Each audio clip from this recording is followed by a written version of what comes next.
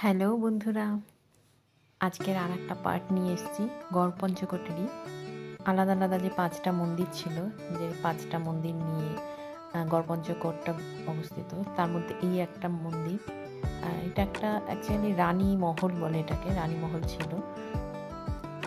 এটা এখন তার ধ্বংসাবশেষ।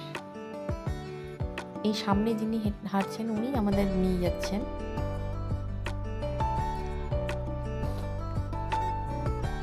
এই যে ঠিক রানী মহলটা এরকম ছিল, এখানে সব রানীরা আসতেন। এখানে একটা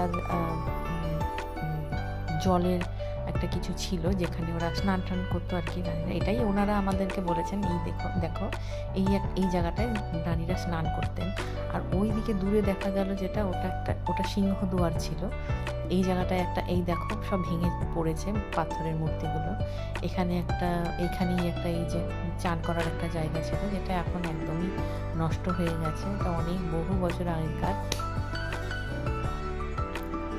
তো পুরো দেখো এই জায়গাটা এত সুন্দর লাগছে।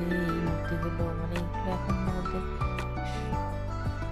লুপ্ত প্রায় হয়ে গেছে। এই আর একটা মন্দিরে যাচ্ছে, এটা হচ্ছে একটা কালী মন্দির হবে, আমার ঠিক মনে নেই এখন।